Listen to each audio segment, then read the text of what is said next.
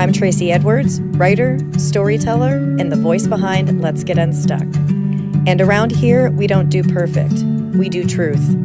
We talk about the experience that leave us feeling stuck, the lessons hidden inside them, and the steps that help us move forward. Because if you feel stuck right now, it doesn't mean you're finished. There is always a way forward. And every next step brings you closer to the person you were meant to be. And that's what it means to get unstuck.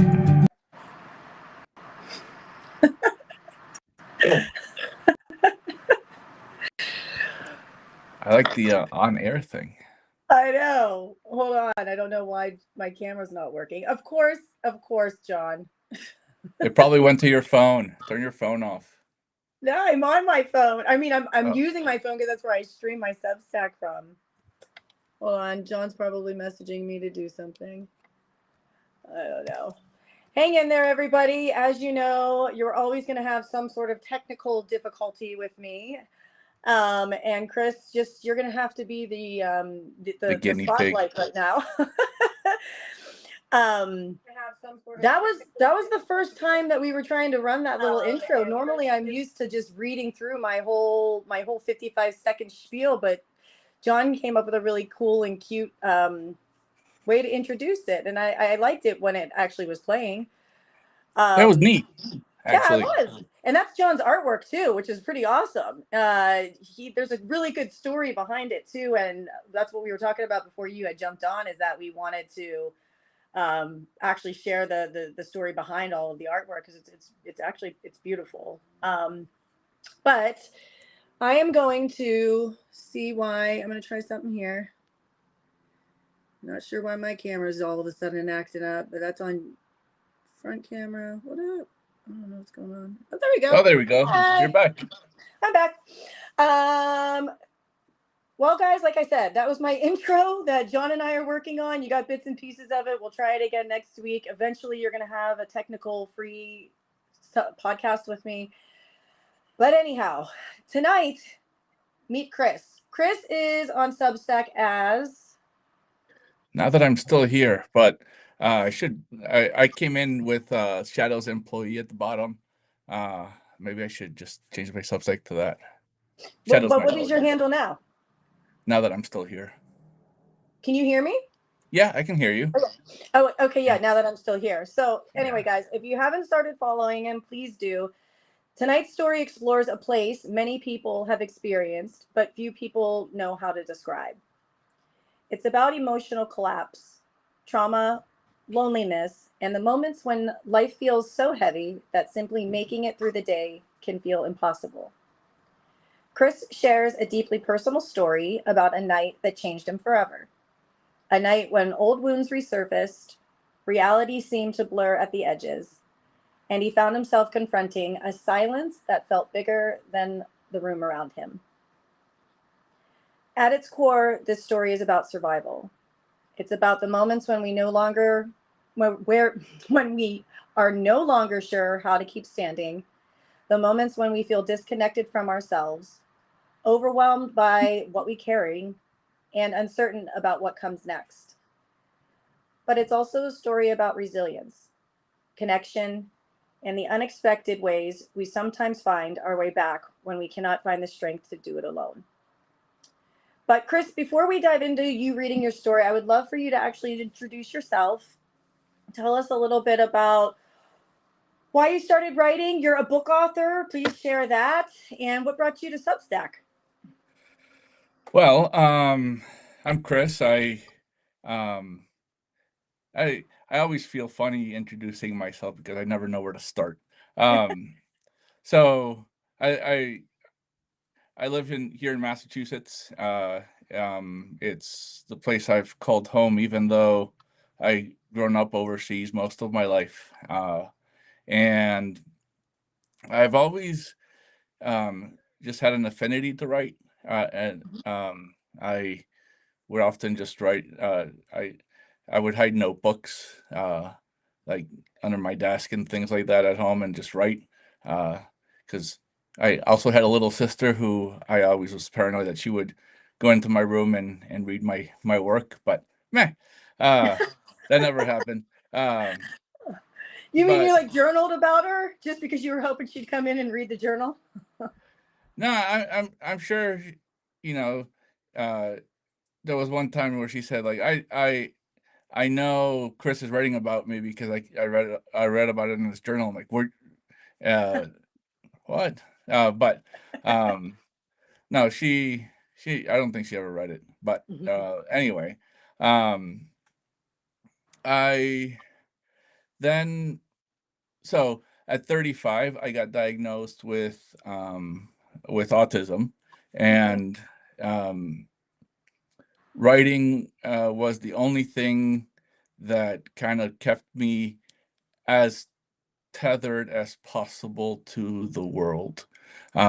Because what happened after my diagnosis was it became weaponized uh, by my then wife and her mom, in a sense that I was convinced that not only was I worthless or a defect, and just an embarrassment to them and the family, but uh, also the world would be better off without me.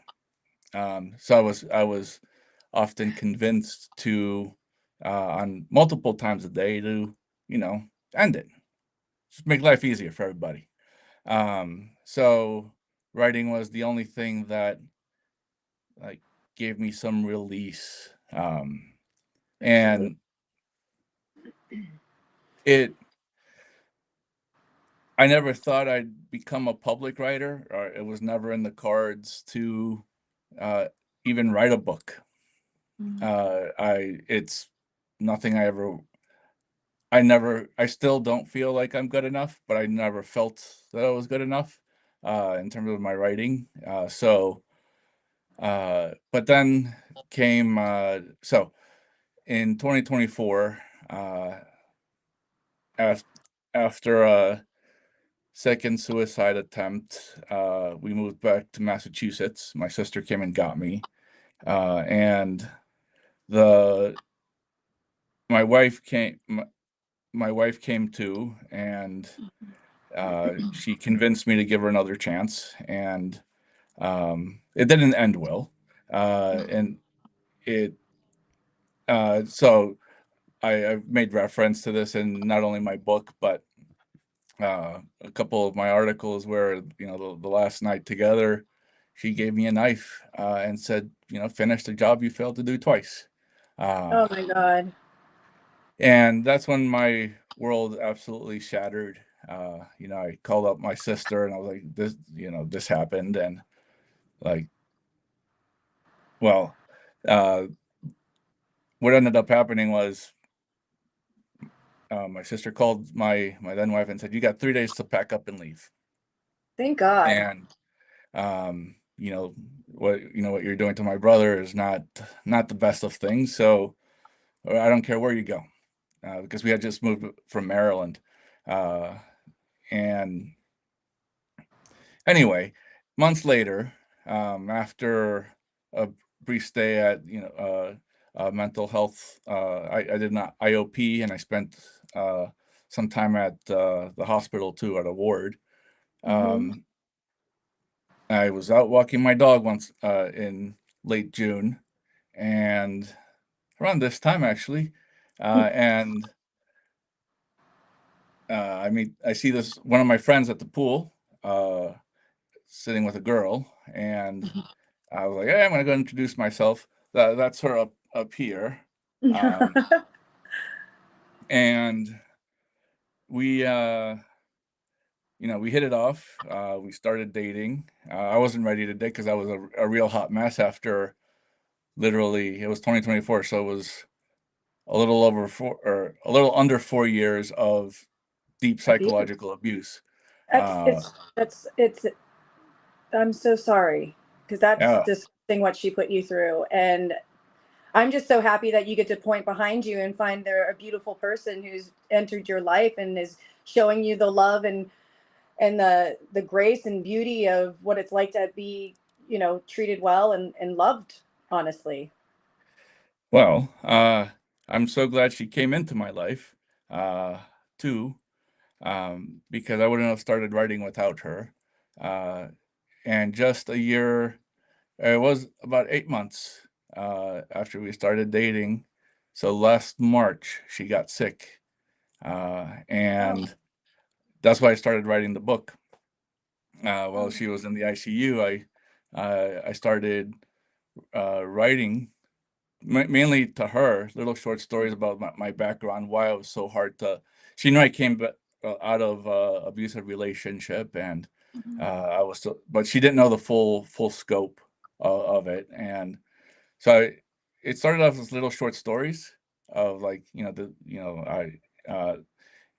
this is where I grew up, this is where I was born, this is where I grew up, this is where I bounced around, how I struggled with autism, even without really knowing what it was, and it does chronicle the years after the diagnosis too, and when I got to her chapter and the deep impact that she made in my life, she passed away. Oh my God. Yeah. Oh my So, God. I'm so sorry. oh, it's all good. And Chris. Oh my so gosh. I ended up finishing the book anyway because my sister convinced me to finish it, and I wasn't ready. I thought she was just being nice that your writing is so good, and you have me hooked. I'm like, you're supposed to say that. You're my sister. No, Um, she's right. It was so true, Chris. Your writing is exceptional. And so anyway, I did finish it, and um, I literally have no idea what I'm doing. I'm trying to sell my book. I didn't know. I don't know anything about book marketing. I don't know anything about social media. I do know how to write, so that's why I appreciate Substack. But here I am, and that's what brought me to Substack. I needed to build an audience to sell my book, and here I am. What's the name of the book? Oh, it's called Now That I'm Still Here, just like my Substack tag.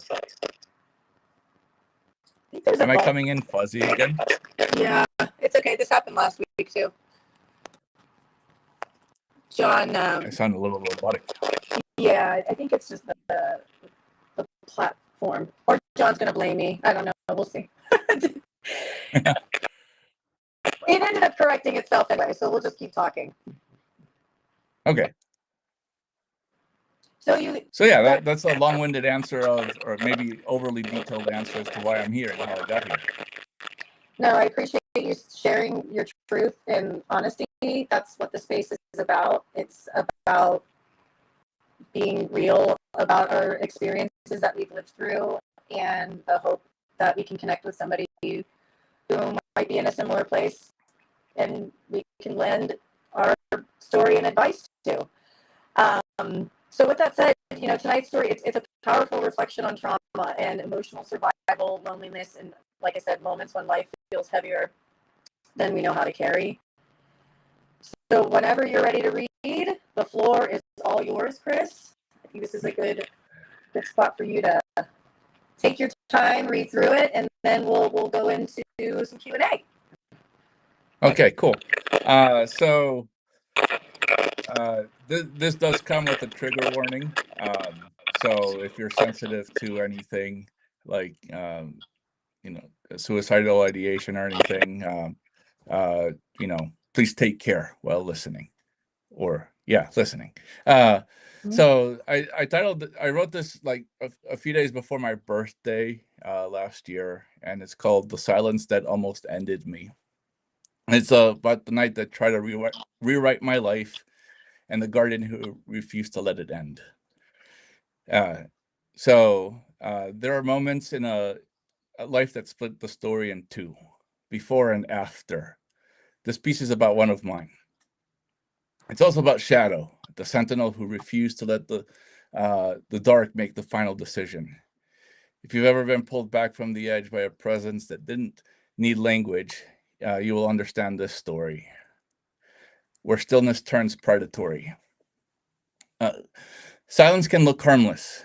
At first, it looks like rest, like recovery, like like the place you go when the storm ends. But that night was the night I learned that stillness can turn predatory. Uh, Most people treat quiet like progress. They see you sitting still and call it peace. They don't notice that sometimes you're not sitting at all. You're sinking. The silence in that room didn't drift. It held itself in. It settled into corners as if it had chosen them. The lamp kept glowing, but the light felt thin, like it had been poured through a filter that removed its warmth. The edge of objects softened, as if the room was slowly slipping out of focus.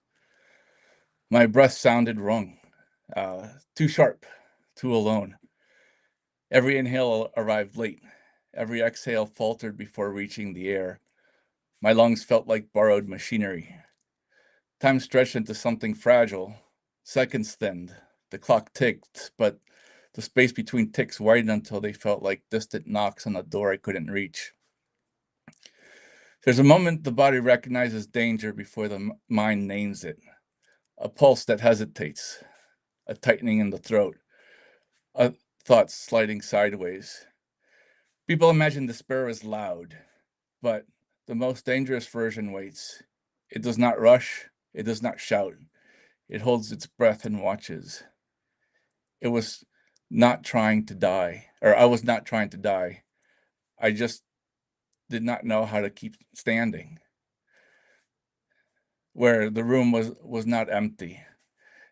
I thought I was alone in that room, and I was not. When the silence leaned close, the collapse didn't feel dramatic. It felt procedural, like an internal switch had been flipped without my permission. My hearing thickened, sound pulled away from me, wrapped in wool. My hands felt distant, as if attached by a fray cord. The faint hum in the wall grew clearer, not louder, just nearer. I lowered myself to the floor because the room seemed to want me low. The boards met my palm with cold that felt delayed, as if the sensation took too long to travel. My breath faltered, shallow and uneven. My pulse lagged, beats losing confidence. The room didn't spin, it hovered. Reality slipped half a beat out of alignment.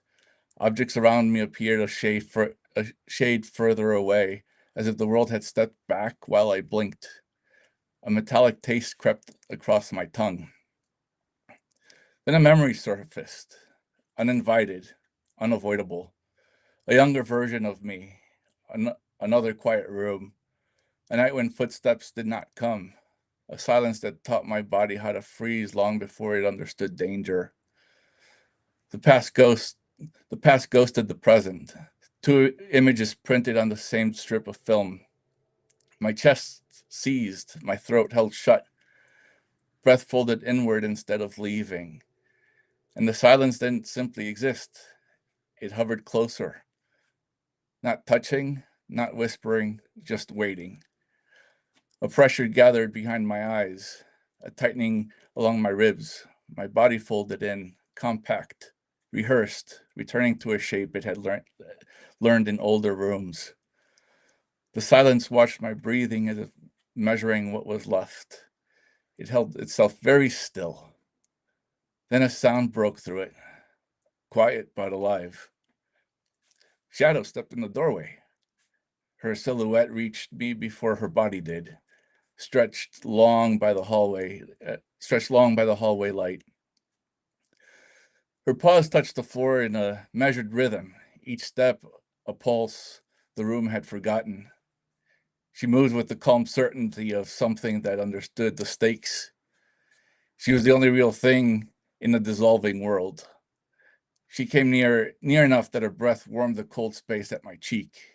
She lowered her head and locked onto me with a recognition that felt ceremonial. Then came the sound, low, ancient, a vibration pulled from the deepest part of her chest. Not a growl, not a cry, something in between. A sound meant only for this moment. My breath tore loose, ragged, painful, alive. A fracture ran through the quiet, and Shadow didn't move. She anchored the room. Her breath kept the air from collapsing. Her eyes refused to look away. Survival is not always a choice. That night, it was a collision between a silence that waited and a guardian who wouldn't let it claim me. Shadow stayed pressed beside me until the world sharpened, until sounds returned to their proper distance, until that metallic taste faded, until my pulse found its rhythm again. And only then did the silence release me. Not defeated, just retreating, remembering. Sometimes when the house is too still, I can feel it in the corners.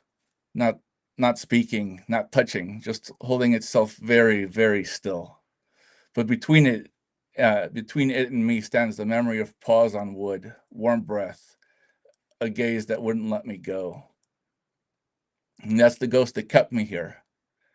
Every life has a night that tries to rewrite it, and this was mine. But a story doesn't end where the silence tightens. It ends where the breath returns, where the body remembers itself, where something loyal stands guard until you can rise. And then I go into my pitch. To my paid readers, you hold the other half of the map, the part where the world begins again, hesitant and trembling, and the part where I choose to follow that trembling towards something like living. So thank you for being in that room I can speak in without fear of disappearing. And this is the part I'd never say in public. Survival did not feel heroic. It felt accidental. It felt like being caught by the scruff of the soul and pulled back into a life I was not sure I deserved. What I learned later is that survival often happens in the presence of another heartbeat.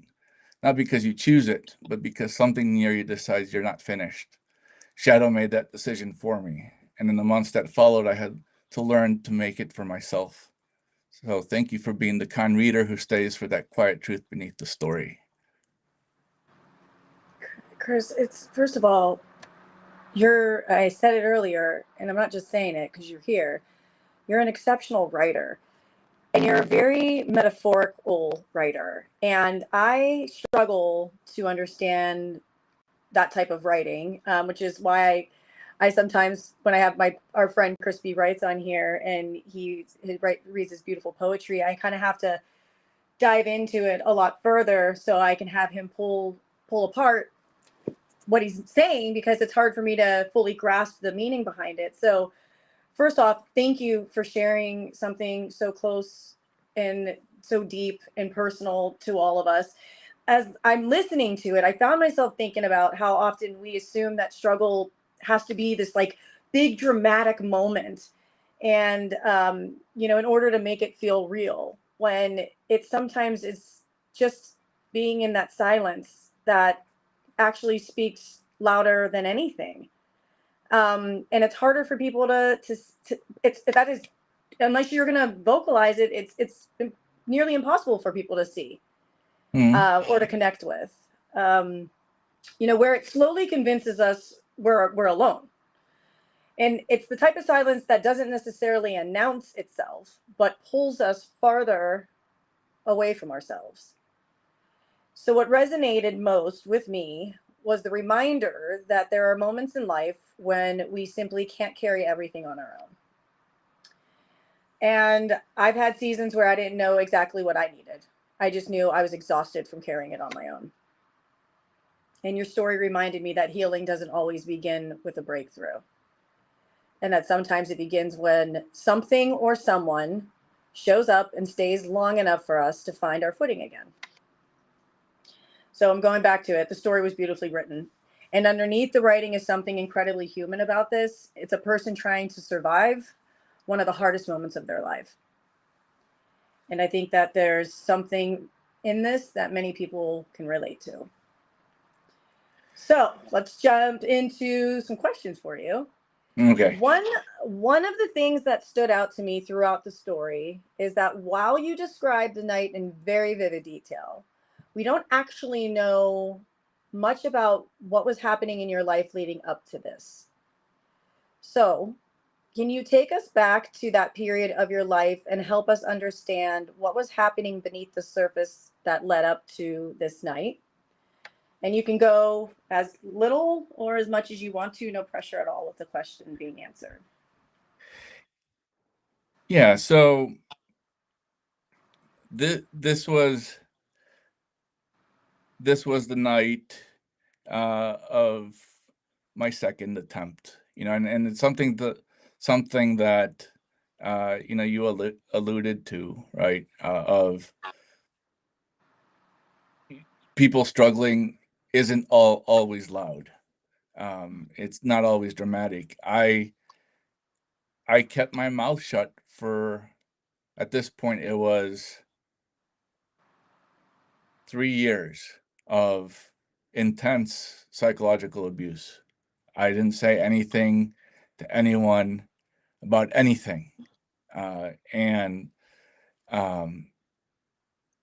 I just couldn't take it anymore. There's that saying, and uh, I know my sisters said it, and so has my mom.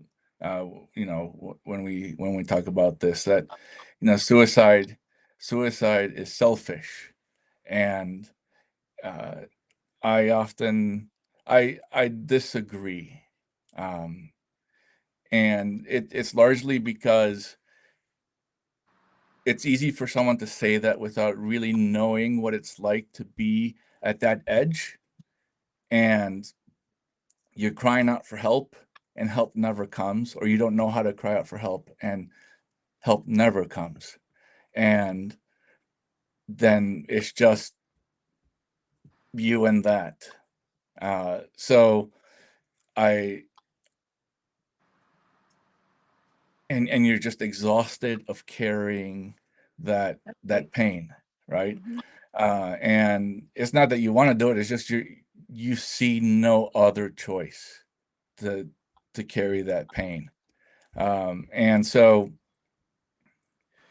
it so that was what was going on in in Mhm. in my life before that. And there's a lot, and I tried to show kind of the interplay between, you know, the act and what goes through your head as you're uh, as you're going through something like that. And there's a lot of regret that happens, and it's very, like, at least in my sense, it was very sensory. Like, I knew I was fading, and I didn't want to fade. And that's why I'm like, I don't know if Shadow never came to the basement. I was in the basement when I did this. She Around this time, she didn't do stairs very well, Mhm. as when her hips started to bother her. But uh, that's kind of what made me fight to stay. Was like, I need to survive this. And not far after that, I came clean to my family. I told my sister, I told my mom, uh, and I told my best friend Lauren, uh, and that's when my sister came, or not. So my sister came in to get me, and I'm so glad that I have a sister that cared enough to put everything down and be that support at a time where I really needed it. Uh, because it You know, felt like because it felt like you weren't supposed like you weren't supposed to do this as someone who was supposed to love me in sickness and in health, right? Mhm. And I thought that those were just words, and my sister put those words into action. And it kind of like uh, made me believe in humanity again. Yeah, I mean, I just have like this visual, and it just makes my heart so sad to just picture you in such a heavy, overly exhausted state of being where you don't feel like you have the purpose of anything. And I think what's important to take away from what you just how you just answered this and explained this is that, to anyone listening, is you don't have to do this alone, and there is no shame in asking anyone for any help. Mm-hmm. And I think that you are an incredibly strong person, and you don't give yourself enough credit, because a lot of people would follow through with that process. And I am like you, I'm non-judgmental when it comes to that. I have lost so many, unfortunately, in suicidal ways. Um, and until you live in that moment, I don't think it's right that anybody passes judgment on somebody. So And I think I think you taking that step and asking for help and having that help, whether it's till death do us part or whatever, that's it doesn't matter if it's your wife, ex-wife took that for granted, and she never lived up to that, and she is a coward. And your sister is your knight in shining armor as well, and I think that she is just a remarkable woman for being by your side. and that's the thing I'm trying to like do with all of this is it's something I struggled with at the time, because it it's gonna suck the way I'm gonna put this, but um I'm sorry ahead of time, but like it it's not very common for men to get abused, right?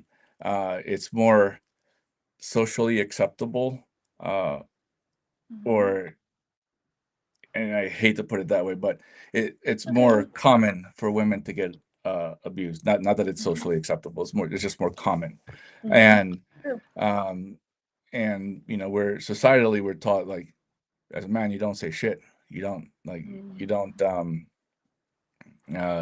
you know you hold your feelings in, and so that that was one of the things that kept me quiet all the time. Like you know I'm not yeah, how am I gonna look?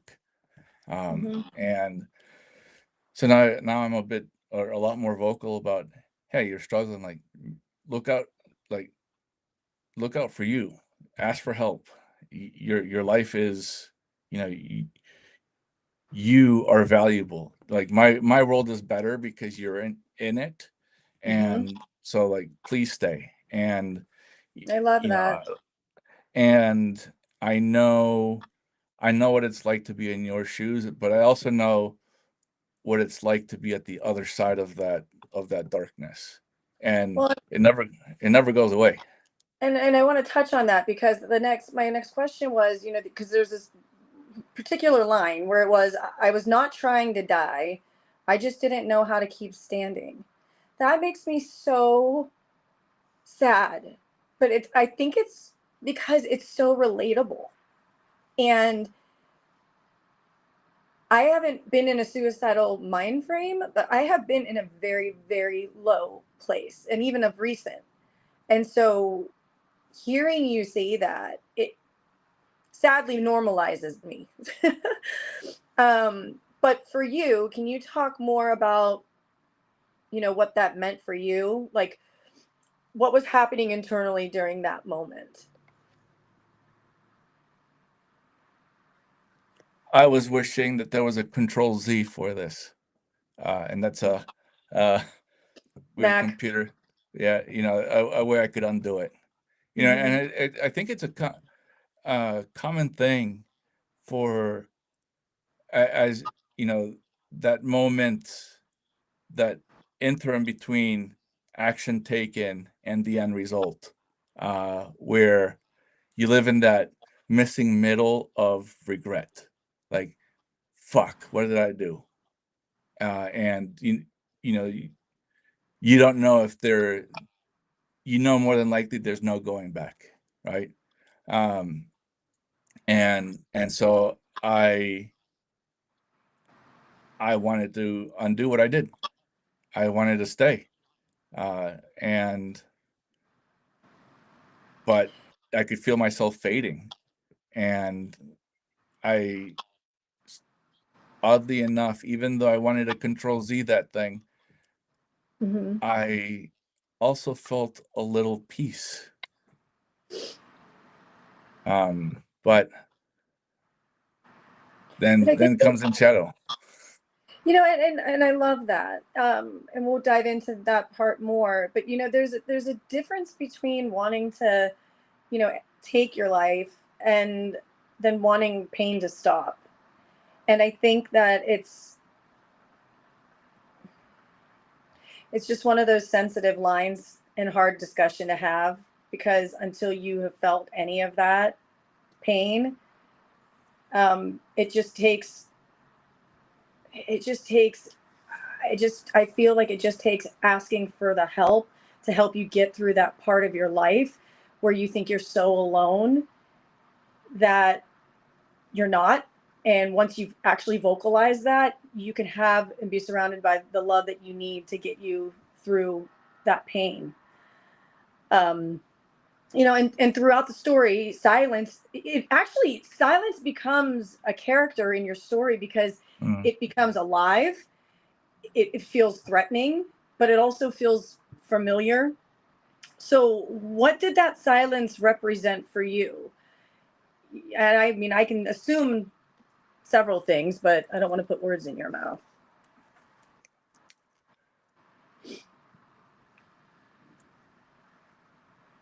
It was a kind on if you want my honest take on this, it was a different kind of silence where I knew danger was present. I knew where I was headed, but it was almost a comforting kind of silence of there's nothing here. Wow. Like, Wow. it just felt empty. And it's hard to like put words to it, like on the spot, but it just, you know that moment in a movie, in an action movie, where an explosion goes off and there's just they cinematically, they just, nothing is happening for those 30 seconds or those 3 seconds. It was just like that. It was just so peaceful, and I've never felt anything like that before. So it was, But you know, was it, well, you said you can't really, it was hard to put words to. I mean, I'm not going to take that from what you said. I mean, I feel like it's, yeah, kind of like you said in the movies, where it's that moment between life and passing, where you have that moment of just complete clarity for some reason, but it's false clarity. False clarity. it's that pause before shit hits the fan. Yeah. And or the closest I can come to is the silence before the storm, that cliche. Yep. That, like, it's just it was that serene. It was almost sublime, which but and I'm not trying to like romanticize that moment in any way, but I mean, that's what it kind of felt like. And I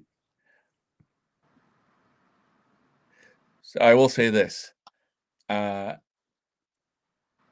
became addicted to that moment, and it's an addiction I'm chasing now in life, right? I want, I like, I want to feel that silence again now, like, not in the sense of like, hey, I'm gonna off myself, but I want to be in the woods somewhere, walking with my dog, and just like feeling that silence again, where nothing matters, That's that and is really, enjoying the sun. and you know what that moment is? That moment is being in the moment of being present in the Yeah. moment now. And that's not always an easy place for us all to go, especially in this crazy ass world where everything around us is Mhm. going a million miles per hour and our thoughts are always fast forward and we're always over anxious because we don't know what's going to happen next. But allowing yourself to actually get into that moment, you were in a dark moment at one point and that silence meant one thing, but you've overcome what that had meant and you turn that around and now that silence means something so much more to you. Exactly what you had said. Now you want to be in the silence of being alive and being present and just being in a place of just peace, and you have that now. um and the reality is you can do that right after we get off this call, or I don't, you know what I mean, tomorrow type deal. Like it's, you have that ability to do that, and that's You because know you what I chose. think it is? Now that I'm thinking a little bit more critically, my Mm-hmm. my mind is always loud. The autistic mind is always very loud. Um, and it was a moment where my mind was just empty. And I think that's what made the silence uh, so calming. But I get it. I can find that, I have found that now, uh, like in life and moving Mhm. forward. Like uh, just being in a like I take my dog to the beach and just it the other day before we had a diplomatic incident, it's just one of those moments where I like felt it, and it was the perfect day. And then this infant wanted to pet Shadow. Shadow's in the water, and Shadow decided to take a shit in the ocean. And I I had to like pick it up and like run to the bathroom. I'm running down the beach with poop in my hand because I didn't want it to it. Yeah, it was but so it was for a brief moment I had that silence. You know what? Everybody has their own moment of silence. There's no judging whatever that looks like for you, carrying shit or not carrying shit. You were literally carrying shit, not theoretically carrying Oh, shit. it got better. I thought Shadow was right behind me as I was running to the bathroom, and there, mind you, there was about 30 to 50 people on at the beach. They're watching me carrying shit down down to the and uh, so I make it to the bathroom. I'm like washing my hands. I open the door and Shadow's not there. Shadow stayed by the beach and she's like gloriously like chewing on something, and people are like looking at me funny, like and a lady's like, I think she's got a fish. So I run down. I was like, hey, yeah, it wasn't a fish. It was a dead seagull. It's been Oh dead for shit. days, and she was just like, by the time I got to her, she's like, what? This is delicious. And oh, we just lost you. Hey.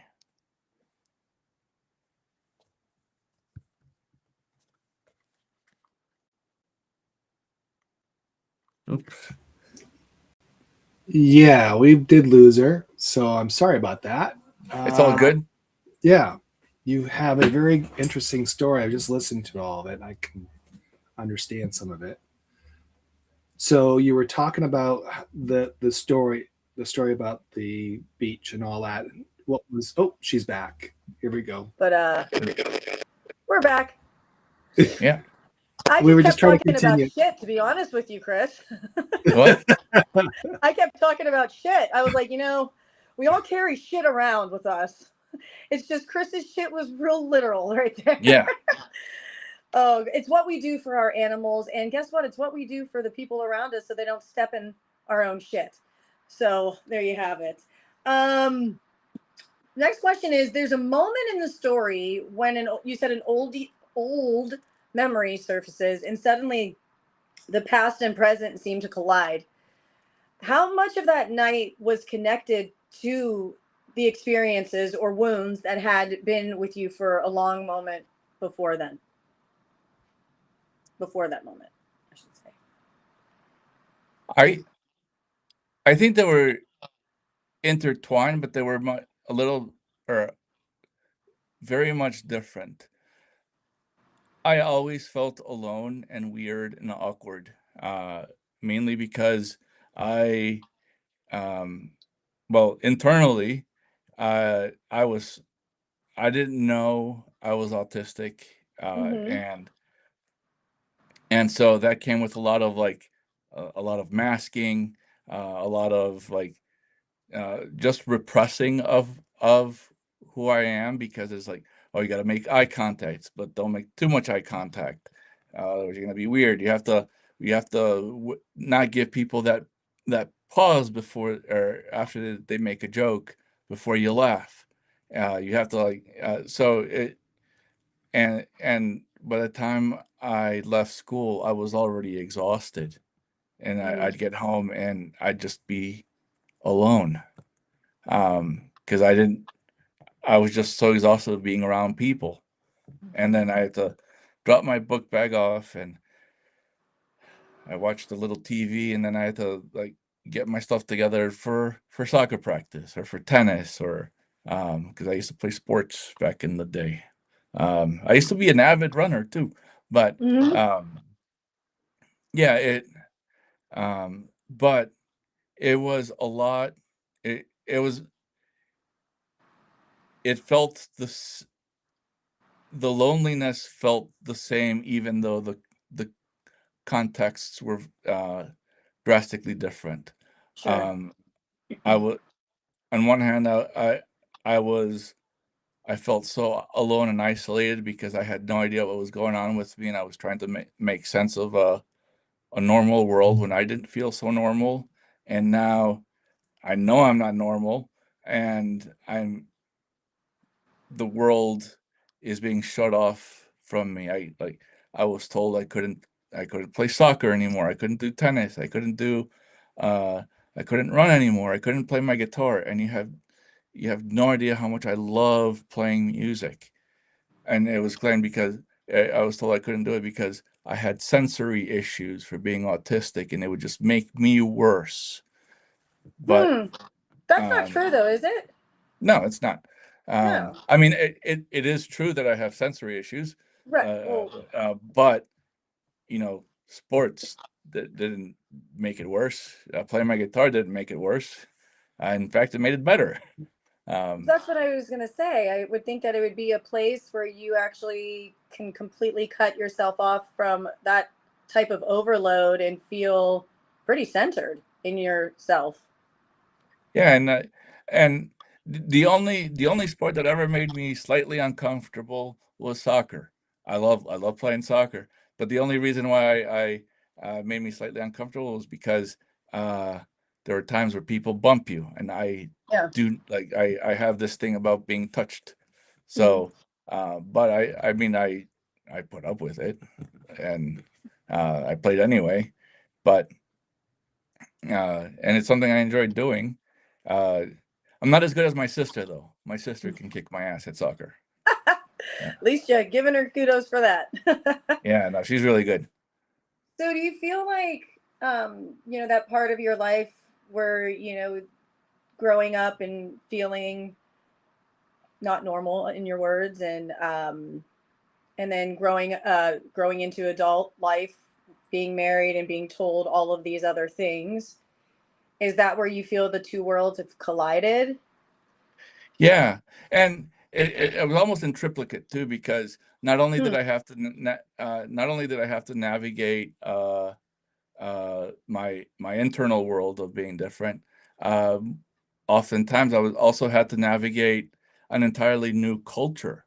Uh, like like I was living in Ghana at one point, and it's the context was a lot different there than uh, where I was living before in Ecuador, and at least most of the people looked like me somewhat, and now I stick out like a sore thumb, and I don't know what the cultural contexts are, and so uh, yeah, so that in itself brought its own kind of loneliness too, and oftentimes it was new culture and a new language that I also had to learn. So like that loneliness seemed to always be present. Do you feel like now that this is all shifted and you are normal, now that you know what's going on and that you've separated yourself from toxicity and abuse, I mean, do you feel like that loneliness is lifted and that you have more support now and you're more vocal now, or you're building a community here with your story and Substack and I think I'm always going to be lonely or feel that sense of loneliness, because even if I didn't, e- especially where I am now, like even though uh, assuming all things are normal or were normal, just how I grew up makes me different, and like I I don't feel like I'm American enough. Like I mainly because I speak and people here ask me like, "Oh, what other language do you speak? Or where are you from?" Like, I'm from Massachusetts, but you speak other languages? Yes, I do. But my passport says I'm American. So like, Mhm. there's that kind of uh, loneliness because people don't really understand that part of me, and I have to like sit and explain like Yeah. why did I grow up overseas most of my life, and or why where are you from makes me uncomfortable, uh or answering, and why it's so difficult to answer, and oh, it you speak 5 languages, and like say something in French, and it then becomes a party trick, and it's like what happens when the show's over.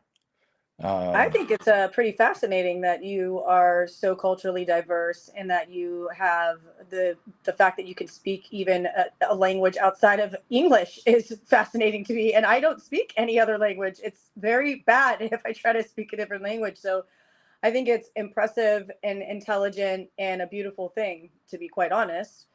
Um, so that's how I would like just learning about you in the past, couple of weeks with us getting prepped for this today. Like I think you are just a very cool, very down to earth, honest individual who's got a lot of history, and I enjoyed, I've enjoyed you thoroughly. um it it's a loneliness that, and by the way, I'm evading the compliments because I don't take compliments very well. That's okay. I figured. Yeah. um but um it it's a different kind of loneliness um that I see myself navigating these days, but you know it's not as lonely, uh because my sister lives a mile uh, down the street from me. My Hmm. brother lives next door. Um, my sister just had a baby. Um, uh, Congratulations, Uncle. thanks. I'm Uncle Chris. It's my third niece. Whoa. Ah, Uh, and now because my sister had the baby, my parents were here. My mom's back from she was in Guatemala for a little bit, and uh it's just like, so I'm not as alone. Right. It's just, yeah, it's You got the crew back together. almost, we're just missing my older sister. Um, well, the point, into your point, is that you're surrounded by love, and Yeah. that's what's important. One of the most powerful parts of your story is what happens when something interrupts the silence. So, looking back now, what did that moment teach you about connection and the role it played in helping you begin to find your way back to you?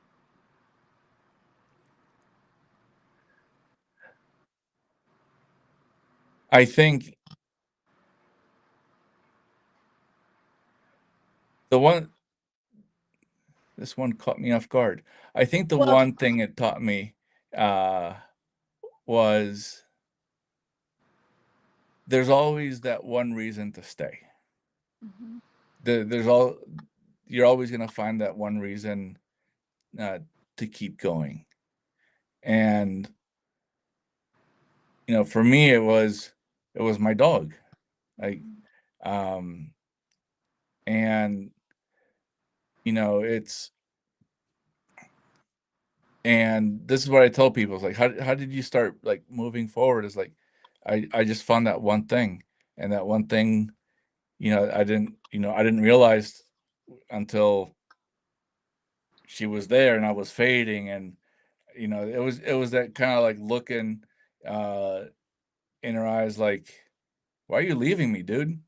Yeah. And um and like, it just, for me,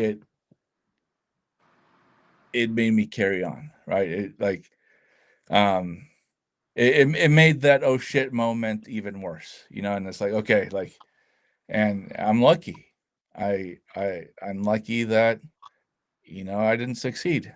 And I'm even more lucky now because, like, I'm moving forward. Like, it's uh I'm not as afraid to get help. She's gonna be 14 in 2 months, 14-year-old German Shepherd. And like, after she's gone, I know that time is coming.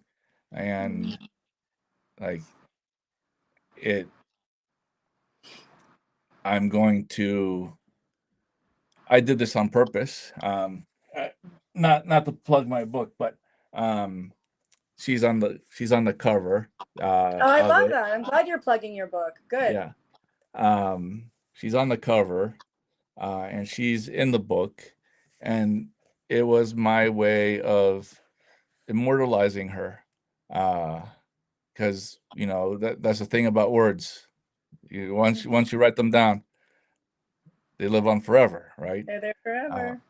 and so that's the joy I have now, that forever in my mind, forever she's gonna be 13. Hmm. And that sassy German Shepherd of um that 70 pounds of sassy German Shepherd is what I wanted to say. Things were getting backwards. No, um you're good. You're good. You said, like, in the author's whisper, you write, Shadow made the decision for me. And in the months that followed, I had to learn how to make it for myself. What did that journey look like? Like, how did you begin learning how to choose yourself and your life again? mm. I think for a little while I was expect so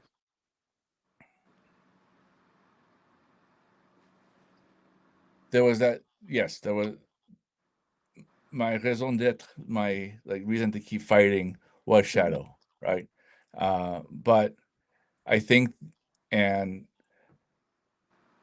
I think that, yes, that was it was kind of misplaced, that way of thinking, um, because the reason you should be fighting is for you. And my sister, or after my sister came to get me, and the crisis was over. I think I got used to being taken care of, because it felt nice. Um, Finally, after years of this, like, your sister's making eggs, and you're staying in her house, and uh, it was my friend Lauren who said, "Hey, like, no one's gonna do this for you. Mhm. Like, if you want to get better, you have to do it for you." Um, and it was a hard thing to hear, because, like, I, I think I think I had that expectation of, like, damn, this is gonna take a lot of work, and I'm just tired of putting work in, because it was a lot of work carrying all this pain, Of right? course. And then that's when it hit me. It's like, it's exhausting to carry this pain. I don't want to carry this pain anymore. And you know, dying is out of the question. I mean, it's still Gotcha. in play. It's still in play, but hopefully in like 30 years, right? In a different Uh, way. Yeah. yeah. But um, like, I want to have the next 30 years to be normal, right? Figure it And out.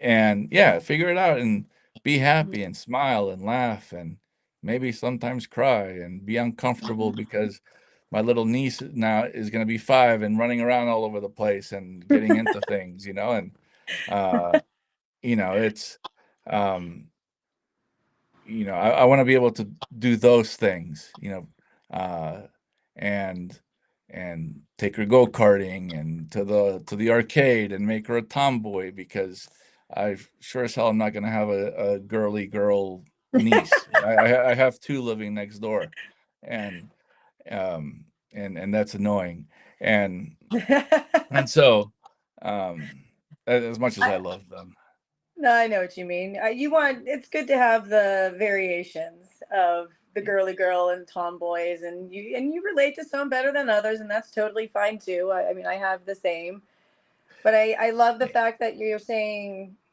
all of this because you see so much more in life now, and you've survived one of the most difficult times of your lives, and you are genuinely excited about the future and growing with your nieces, or we're making you a famous book author because you've already written the book. We just got to figure out how to get it out there. And I there's goodness there, and you're seeing it, and that's important. And I think that for listeners, when your friend said you've just got to figure it out, a lot of people are gonna be like, yeah, great, okay, that's easier said than done. it is. And it looks different for everybody. And yours might be through writing, somebody else might be through running, somebody else might be through helping elderly. I mean, it just each their own. Um, but it's the I important thing is that you're trying, and you're doing. I I would change that a little bit, Okay. because I think the coping mechanism is different for Mm, everybody, right? But okay. I think it's the same for everybody, because getting better is just a small series of ordinary, small and mundane moments, right? It's I like that. it's it's getting up. Mhm. It's getting up and then going, it's getting up today and calling it a day. It's getting up tomorrow and making it to the bathroom to wash your face. And then maybe it's the next day, getting up, washing your face, and putting pants on, you know. Uh, but that's what getting better is. It's like those little small micro wins every day. But the way you integrate yourself back in is different. Like through writing, through playing music, through exercise, whatever makes you feel human again in those long series of ordinary moments. Thank you. That's actually beautiful. And I have one last question, and I typically ask this question at the end in various different ways. But for our audience, if someone listening tonight finds themselves in their own version of that silence, feeling overwhelmed, disconnected, or unsure how to keep moving forward, what would you want them to know?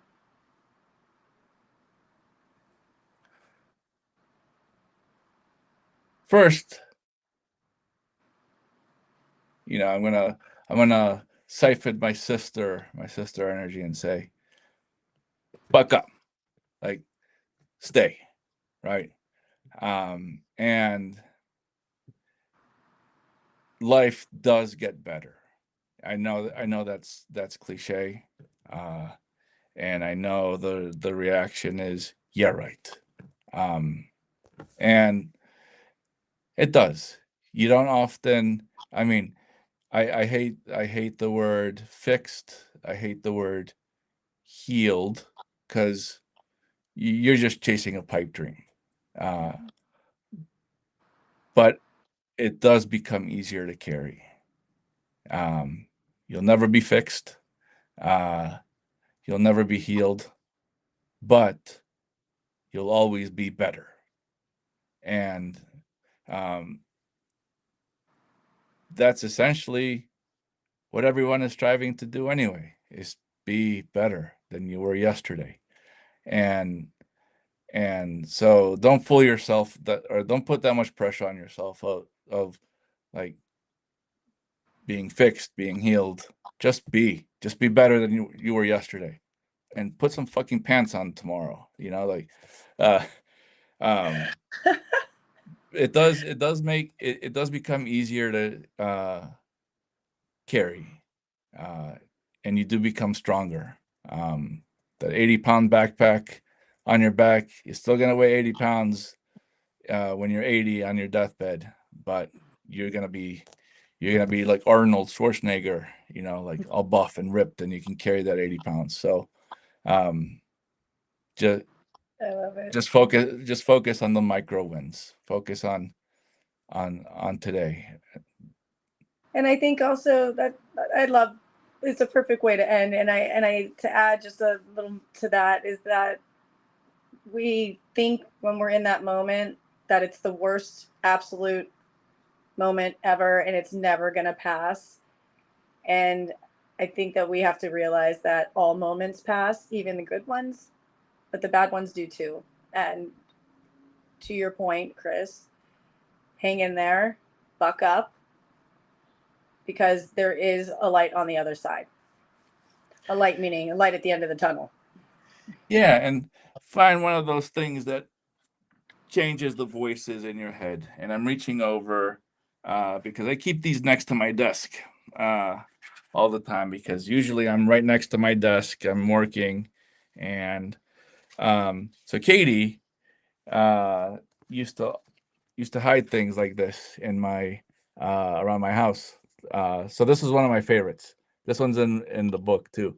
Overall, I love you more than I want to strangle you. #winning. You know, and it's find ways to like divert when things start getting dark in your head. What's that thing that grounds you? And this is the way she reaches over. I have more. I got this one. I got a whole pot. This is my downstairs pile. Oh, I love that. I like Yeah. the little note reminders. I think it's cool. I have post-its all over the place. I find random sweet messages that I've written or my husband's written me, and I love keeping those. They're important. Yeah. Awesome. Well, This was hey, thank you, Chris, for tonight. Thank you for being so honest and forthcoming with your story. And I know, guys, tonight in the audience, this is not an easy topic. It's a really heart heavy topic to discuss, but the reality is we've got to have more of these conversations because more people need to understand that they're not alone and there's ways out, no matter how hard the conversations are. It takes people like Chris to write them, to read them, and to share his truth behind them. So if we've done our job tonight, that's reaching out to help at least somebody listening. So if you haven't joined Chris on Substack, please do. Chris's book is out there for sale where? On my newly designed website. I did it myself. Chris Fantastic. Crosses, chriscrosses.com, or anywhere you buy your books. So, if you want to support your local bookshop, which I highly advocate for, you can go buy it there too. Awesome. Well, thanks everybody for joining tonight. I appreciate it. This is me. I'm Tracy Edwards, and this is my truth. I'll see you next Wednesday. For more real conversations like this, subscribe to letsgetunstuck.blog, where I share every story and every live episode. I'm Tracy Edwards.